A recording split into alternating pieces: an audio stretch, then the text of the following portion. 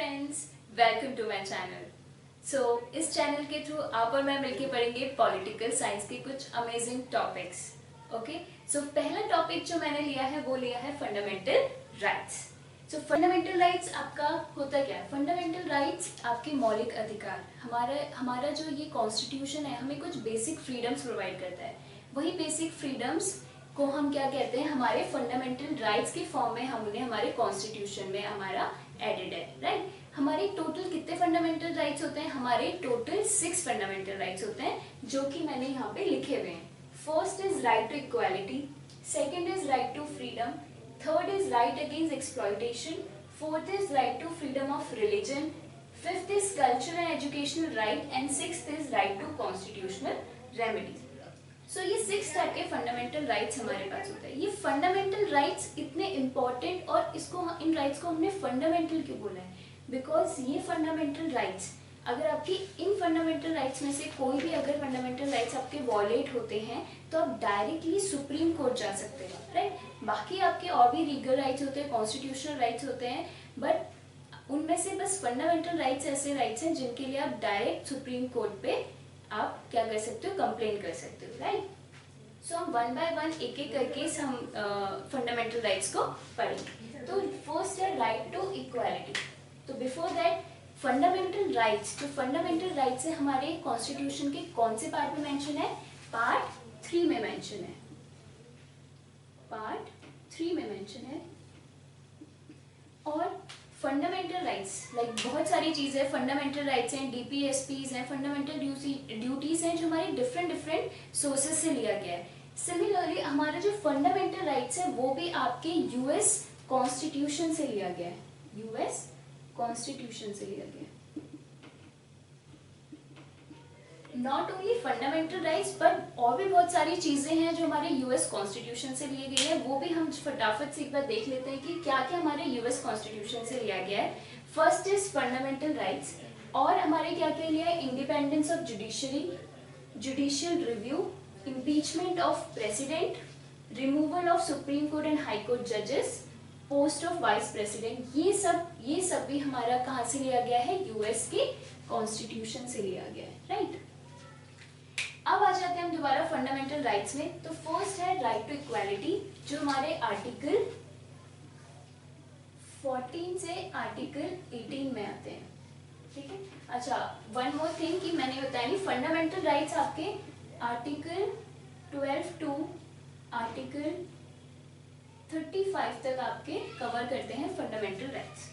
Then first right to equality article 14 to article 18, then right to freedom Article 19 to Article 22, right against exploitation, Article 23 and Article 24, right to freedom of religion, Article 25 to Article 28, cultural and educational rights, Article 29 and 30, and right to constitutional remedies, article 32 to article 35। अब एक चीज आप यहाँ देख लोगे, हमारा 14 से cover हुआ 30 तक, देन 32, वेयर इज 31? तो वो आर्टिकल 31 हमारा था right to property. Right to property जो हमारा पहले फंडामेंटल राइट हुआ करता था, आर्टिकल 31 में मेंशन था, बट इस राइट टू प्रॉपर्टी को रिमूव कर दिया गया removed by 44th Constitutional Amendment Act 1978। But इसे बस फंडामेंटल राइट से आपका रिमूव किया गया है, इसे कॉन्स्टिट्यूशन से रिमूव नहीं किया है। इसको फंडामेंटल राइट से रिमूव करके कहाँ ऐड करा गया है? आपके पार्ट 12 में ऐड करा गया है अंडर आर्टिकल 308, राइट। तो ये आपका मेंशन किया गया, मींस ये right to property fundamental rights में चेंज होकर अब क्या बन चुका है? आपका कॉन्स्टिट्यूशनल राइट, और you can say legal right हो चुका है, ठीक है, ये राइट। अब ये राइट टू प्रॉपर्टी को रिमूव क्यों किया हुआ? एक्चुअली जब डेवलपमेंट चलता था, लाइक जब रोड्स बन रही थी, कंस्ट्रक्शन होता था, गवर्नमेंट जो भी डिफरेंट डिफरेंट डेवलपमेंट्स करती थी, तो उसमें कहीं ना कहीं जो लोगों के आपके लैंड्स हुआ करते थे वो आपके उस कंस्ट्रक्शन के अंदर या उस प्लान के अंदर वो आते थे। तो उसे एक्वायर करने में बहुत ज़्यादा टाइम लगता था, क्योंकि लोग बोलते थे कि ये तो हमारा फंडामेंटल राइट है, हम नहीं दे रहे हैं। तो उस चीज़ से बचने के लिए कि डेवलपमेंट और तेज़ी से हो सके और इस तरीके के हिंड्रेंस ना प्लान में कोई आए, तो उसके लिए राइट टू प्रॉपर्टी को फंडामेंटल राइट से हटा के आपका लीगल राइट कर दिया गया। अब भी जो भी अगर इन केस गवर्नमेंट अगर वो लैंड को लेती है डेवलपमेंट पर्पस के लिए, तो आपको इक्वली कंपनसेशन दिया जाएगा, वो आपका नहीं हटा है, कंपनसेशन दिया जाएगा, बट वो थोड़ा इजी हो जाएगा गवर्नमेंट्स के लिए उस लैंड को एक्वायर करना। ओके, तो ये आपके हमारे 6 फंडामेंटल राइट्स हो गए। अब हम एक एक करके इस फंडामेंटल राइट को डिस्कस करेंगे। इस वीडियो में हम right to equality article 14 to article 18 हम डिस्कस करेंगे। सो हम डिस्कस करते हैं। आर्टिकल 14 क्या है हमारा? आर्टिकल 14 है equality before law and equal protection of law. अब ये होता क्या है? फर्स्ट है equality before law. Equality before law means कि लॉ के आगे सब क्या है? इक्वल है, चाहे वो रिच है, पुअर है, राइट, कोई भी वो किसी भी रेस को बिलोंग करता है, किसी भी कास्ट को बिलोंग करता है, everyone is equal before law, right, तो सब समान है, तो वो हमारा इक्वालिटी बिफोर लॉ में आ गया। Than equal protection of law क्या है? इक्वल प्रोटेक्शन ऑफ लॉ है कि कुछ आप इक्वालिटी कैसे रखोगे, लाइक कुछ ऐसी सिचुएशंस होती है लोगों की, कुछ प्रिविलेज होता है, कुछ अंडर प्रिविलेज होते हैं, राइट, तो वहाँ पे इक्वालिटी को सबको इक्वल तरीके से ट्रीट करना जस्टिफाई नहीं हो जाता है, राइट। तो यहाँ पे हम डिस्क्रिमिनेशन करते हैं, but in a positive way. Positive discrimination करना मीन्स कि अगर कोई कोई एजुकेशनली बैकवर्ड क्लास से बिलोंग करता है, तो उसको पहले एजुकेशनली अपलिफ्ट करना और फिर आपके इक्वल लोगों के बीच में कंपटीशन रखना, देन वो इक्वालिटी माना जाएगा इन अ ट्रू सेंस, राइट। तो वो इक्वल प्रोटेक्शन, तो ये भी आपकी गवर्नमेंट की रिस्पॉन्सिबिलिटी होती है कि जो अंडर प्रिविलेजेस स्टूडेंट्स हैं, चिल्ड्रंस हैं या कोई पीपल हैं, उनको पहले इक्वल लेके आना और देन उनका फिर उनको उसी अकॉर्डिंग उसको जस्टिफाई करना चीज़ों को, राइट। तो यहाँ पे दोनों चीज़ें आ जाती हैं, equality before law and equal protection of law. But यहाँ पे एक एक्सेप्शन है। एक्सेप्शन क्या है? एक्सेप्शन ये है कि अभी हमने पढ़ा कि सब लॉ के आगे इक्वल है, लेकिन सब नहीं होते, कुछ एक्सेप्शंस होते हैं। लाइक आपका फर्स्ट है प्रेसिडेंट ऑफ इंडिया, आपके जो प्रेसिडेंट होता है इंडिया का, एंड जो आपके गवर्नर्स होते हैं, गवर्नर्स ऑफ स्टेट, इनमें एक एक्सेप्शन है। ये एक्सेप्शन क्या है कि प्रेसिडेंट और गवर्नर्स के अगेंस्ट आप क्रिमिनल प्रोसीडिंग्स नहीं कर सकते हैं। जब तक वो अपने उस टर्म ऑफ ऑफिस में है, तब तक उनके अगेंस्ट कोई भी क्रिमिनल प्रोसीडिंग्स नहीं हो सकती है, पहला चीज। सेकंड होता है सिविल प्रोसीडिंग। सिविल प्रोसीडिंग्स आपकी, वो भी सिविल प्रोसीडिंग्स नहीं कर सकते, बट हाँ अगर करनी है, आपको इनिशिएट करना है, तो बिफोर दैट आपको 2 मंथ्स का नोटिस आपको प्रेसिडेंट और गवर्नर को प्रोवाइड करना पड़ेगा। देन ओनली जब वो एक्सपायर हो जाएगा, फिर आप सिविल प्रोसीडिंग्स स्टार्ट कर सकते हो। तो क्रिमिनल प्रोसीडिंग्स तो नहीं होंगी, सिविल प्रोसीडिंग्स हो सकती हैं। Civil proceedings only after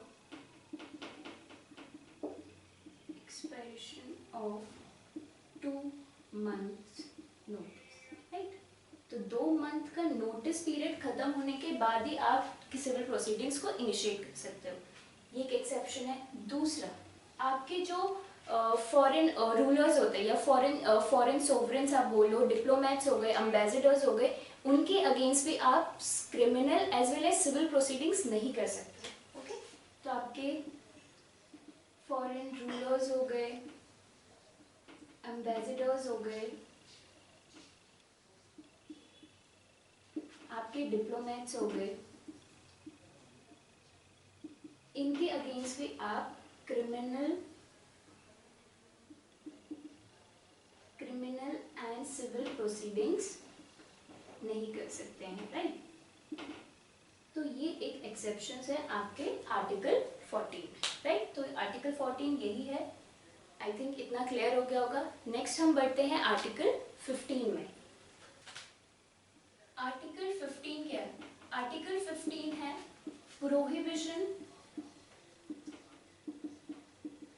prohibition of discrimination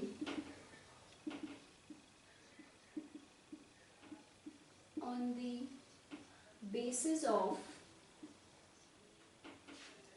religion, caste, sex, place of birth and race, right? So article 15 का क्या मतलब है कि आप क्या कर, कोई भी आपके किसी रिलीजन, आपके caste, sex, place of birth या रेस के बेसिस पे डिस्क्रिमिनेट नहीं करेगा, ठीक है। और अगर करेगा तो आपके पास ऑप्शन है, आप डायरेक्टली सुप्रीम कोर्ट जा सकते हो, राइट। तो पहला तो कि डिस्क्रिमिनेशन, किसी भी बेसिस पे डिस्क्रिमिनेशन नहीं किया जाएगा, पहली चीज, राइट। अब इसमें आर्टिकल 15 में 1, 2, 3 बहुत सारे पार्ट्स हैं, तो सारे पार्ट्स डिस्कस नहीं करेंगे, जो इंपॉर्टेंट है वही डिस्कस करते हैं। लाइक आर्टिकल 15 का 4, इसमें क्या है, ये जो आर्टिकल है ये आपका ऐड किया गया था फर्स्ट कॉन्स्टिट्यूशनल अमेंडमेंट एक्ट 1951। अब ये है क्या, एक्चुअली देखो अभी आपने देखा कि यहाँ पे मेंशन है कि डिस्क्रिमिनेशन नहीं होगा किस बेसिस पे, religion, caste, sex, place of birth and race के। बट आपको पता है चाहे आप एडमिशंस पर्पस के लिए जाओ या आप पब्लिक एम्प्लॉयमेंट में जाओ, रिजर्वेशन दिया जाता है। तो ये क्वेश्चन उठता है, तो ये कैसे पॉसिबल है, यहाँ आप बोल रहे हो कि डिस्क्रिमिनेशन नहीं होगा और दूसरी जगह आप रिजर्वेशन प्रोवाइड कर रहे हो। तो रिजर्वेशन दिया जाता है, वो भी आपका क्या है, वो भी एक फंडामेंटल राइट है।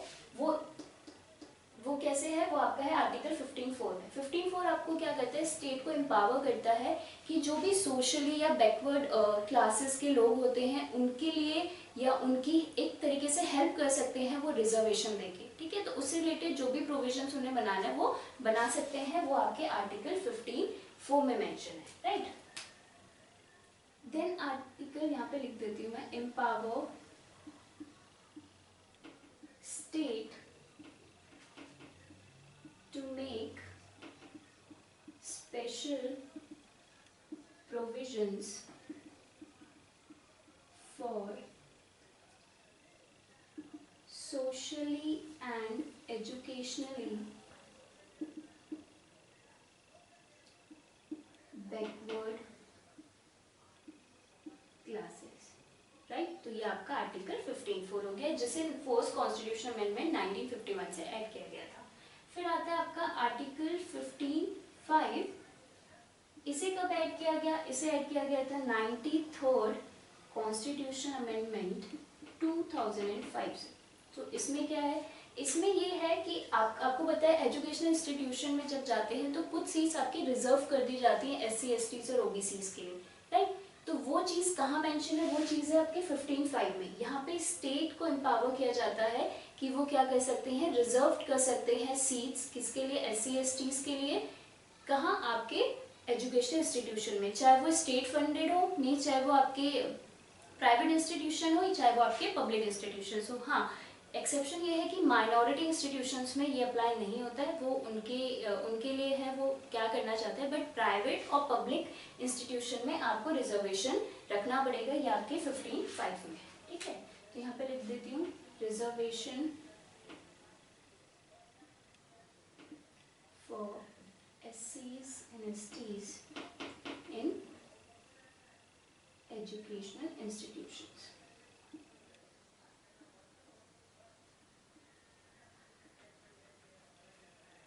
या in admission of, राइट। तो ये हो गया। फिर आपका आता है 15(6), जो कि बहुत रिसेंटली अमेंडमेंट हुआ था। ये हुआ था आपके 103rd कॉन्स्टिट्यूशनल अमेंडमेंट 2019 से। ये आपका क्या करा गया, आपका ऐड किया गया। अब इसमें क्या है, आपने देखा कि आपने रिजर्वेशन दे दिया, SCs को भी दे दिया, STs को भी दे दिया, socially backward, educationally backward classes को भी दे दिया। बट यहाँ इकोनॉमिकली वीकर सेक्शन के लिए अभी तक कोई रिजर्वेशन नहीं दिया गया था। वो चीज़ लाई गई आपके 103rd अमेंडमेंट एक्ट 2019 से। यहाँ पे अब रिजर्वेशन स्टार्ट किया गया, 10% reservation 10% reservation for economically weaker section, जिसको हम शॉर्ट फॉर्म में EWS भी बोल देते हैं। हम बोल सकते हैं इसे इकोनॉमिकली वीकर सेक्शन।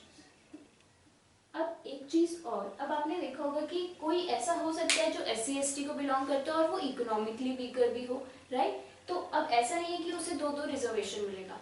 जो आपके SC ST वाले में कवर हो चुके हैं उन्हें फिर इकोनॉमिकली वीकर सेक्शन का रिजर्वेशन नहीं मिलेगा।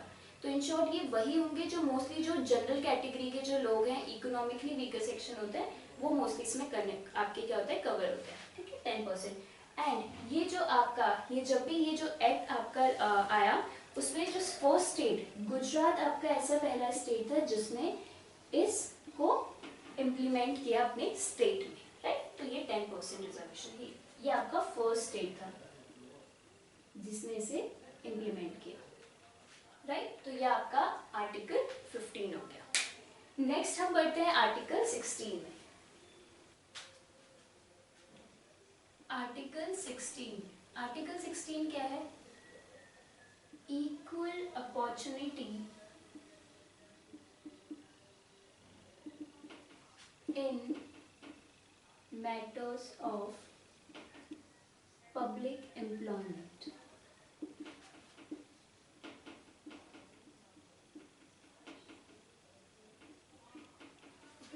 Equal opportunity in matters of public employment means आपके पब्लिक एम्प्लॉयमेंट में जितने भी पब्लिक जॉब्स होती हैं वहाँ पे क्या दिया जाएगा, इक्वल अपॉर्चुनिटी प्रोवाइड की जाएगी हर एक सिटीजन्स, राइट। तो ये आपका आर्टिकल 16 बोलते हैं। अब आर्टिकल 16 में एक चीज़ है कि आपका एक मंडल कमीशन हम यहाँ पे डिस्कस कर लेते हैं।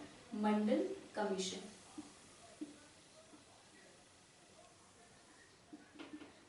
मंडल कमीशन क्या था? ये आप इसे सेकंड बैकवर्ड क्लास कमीशन भी बोल सकते हैं, ओके। इसका नाम क्या होता है? दो सेकंड बैकवर्ड क्लास कमीशन। अब ये सेकंड बैकवर्ड क्लास कमीशन को मंडल कमीशन इसलिए बोलते हैं बिकॉज इनके जो हेड थे, इस कमेटी का जो हेड बनाया गया वो BP मंडल को बनाया गया था, राइट। तो ऐसा होता है कि आपके जितने भी कमेटीज या कमीशन बनते हैं जो भी उसका हेड होता है उसके नेम पे भी हम उस कमीशन को बोल सकते हैं, तो मंडल कमीशन भी बोला जाता है, राइट। अब ये मंडल कमीशन आपका कब बना था? जब मोरारजी देसाई की गवर्नमेंट हुई थी। अब ये मंडल कमीशन ने ये क्यों बनाया गया? रिकमेंडेशन दी थी। अब मंडल कमीशन ने रिकमेंडेशंस क्या दी थी? मंडल कमीशन ने रिकमेंडेशंस दी कि 27% रिजर्वेशन दिया जाना चाहिए, किसको? OBCs को, ठीक है, अदर बैकवर्ड क्लासेस जो होते हैं। तो मंडल कमीशन ने क्या रिकमेंडेशन दिया था? Recommended to give 27% reservation, 27% reservation to OBC। जो अदर बैकवर्ड क्लासेस है, SC STs के अलावा जो बैकवर्ड क्लासेस हैं उनको भी 27% रिजर्वेशन दिया जाना चाहिए। Then after the Mandal commission के रिकमेंडेशंस के बाद आपका 27% रिजर्वेशन दिया जाता है। एजुकेशन में भी मीन्स एडमिशंस जब होते हैं, सेकंड पब्लिक एम्प्लॉयमेंट में भी, तो दोनों जगह 27% रिजर्वेशन होता है OBCs के, राइट। देन इसी में एक हम अंदर आर्टिकल 16(6) देख लेते हैं, जो कि सेम आपका 103rd कॉन्स्टिट्यूशन अमेंडमेंट एक्ट 2019 से ऐड किया गया था। सेम चीज़ है, वहाँ पे बात करी गई थी 10% रिजर्वेशन एडमिशन में, और यहाँ पे जो 10% रिजर्वेशन दिया जाएगा वो किस में? आपके पब्लिक एम्प्लॉयमेंट में। तो 10% reservation to economically weaker sections in public employment.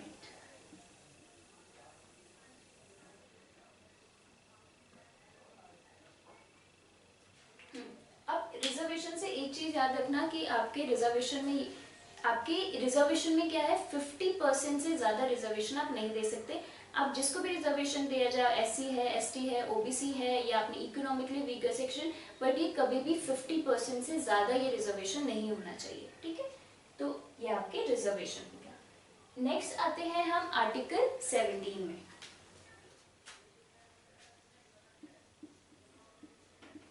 Article 17 के आर्टिकल 17 है abolition of untouchability, abolition of untouchability.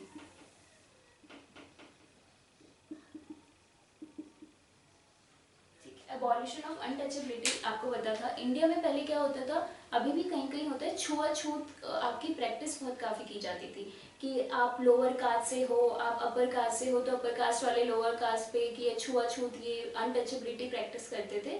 ठीक है, तो वो एक डिस्क्रिमिनेशन आपका हमारी सोसाइटी में रहा है और मोस्टली हिंदुइज्म में ये चीज़ फॉलो होती है। ठीक है, तो वही वो डिस्क्रिमिनेशन खत्म करने के लिए, वो इनइक्वालिटी खत्म करने के लिए आपका ये आर्टिकल एक फंडामेंटल राइट दिया गया, एबॉलिशन ऑफ अनटचेबिलिटी, राइट। तो ये आपके आर्टिकल 17 है, मीन्स अगर कोई भी, और ये ऐसा फंडामेंटल राइट है जो आपके स्टेट के अगेंस्ट तो आपका एक्शन लेगा ही, साथ में अगर कोई इंडिविजुअल भी आपका अनटचेबिलिटी को प्रैक्टिस करता है तो वो भी आप उसके अगेंस्ट भी क्या हो सकता है, केस फाइल हो सकता है। ये आपका आर्टिकल 17 है। फिर आपका आता है आर्टिकल 18। आर्टिकल 18 क्या है आपका, abolition of titles. Abolition of titles, पहले क्या होता था, जैसे आपके जितने भी राजाज होते थे ना, ये आपके बिना ये इंडिपेंडेंट होने से पहले आपकी क्या होती थी, जो आपका इंडियन टेरिटरी थी वो आपके छोटे छोटे किंगडम्स में क्या थी, डिवाइडेड थी। तो वहाँ के लोग अपने जो भी बर्थ के बेसिस पे उनको अपने राजा, महाराजा, प्रिंस, इस टाइप के टाइटल सबके पास हुआ करते थे, राइट।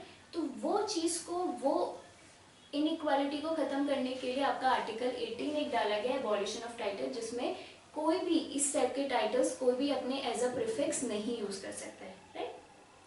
बट अब कुछ टाइटल्स होते हैं जो दिए जाते हैं मेरिट के बेसिस पे या आपके टैलेंट के बेसिस पे, लाइक आपका डॉक्टर हो गया,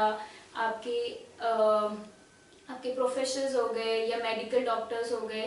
ठीक है, ये प्रीफिक्सेस आप यूज कर सकते हैं बिकॉज ये आपको किस बेसिस पे दिया गया, आपके मेरिट के बेसिस पे, आपके टैलेंट के बेसिस पे, तो वो आपका अलाउड है। बट इनके अलावा कोई भी टाइटल्स आप यूज नहीं कर सकते हो एज अ प्रीफिक्स, राइट। तो ये आपका आर्टिकल 18 में मेंशन है। अच्छा, इसमें एक चीज, आपके जितने भी नेशनल अवार्ड्स हैं, नेशनल अवार्ड्स जैसे आपके भारत रत्न है, पद्म भूषण, पद्म विभूषण, पद्म भूषण एंड पद्म श्री। ठीक, ये आपके नेशनल अवार्ड्स हैं। सबसे I think highest civilian awards में इंक्लूडेड है भारत रत्न, विभूषण, भूषण, श्री। ये सबको स्टैब्लिश कब किया गया, ये इन सबको स्टैब्लिश करा गया 1954 में, राइट। तो ये याद रखना है, नेशनल अवार्ड्स हैं। और ये यही क्राइटेरिया कि सबसे पहले जो हाईएस्ट आता है वो भारत रत्न, उससे सेकेंड नंबर पे विभूषण, थर्ड नंबर पे भूषण एंड फोर्थ नंबर पे आपका श्री आता है। ठीक है, तो ये नेशनल अवार्ड्स हो गए।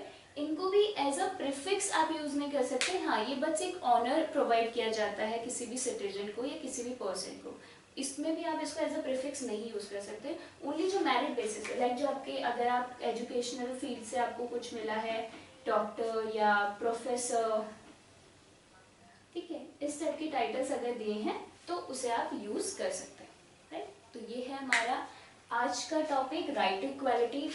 ओके, अब हम नेक्स्ट वीडियो में हम डिस्कस करेंगे हमारा second, right to freedom. Okay, तो thank you very much, keep learning and keep revising.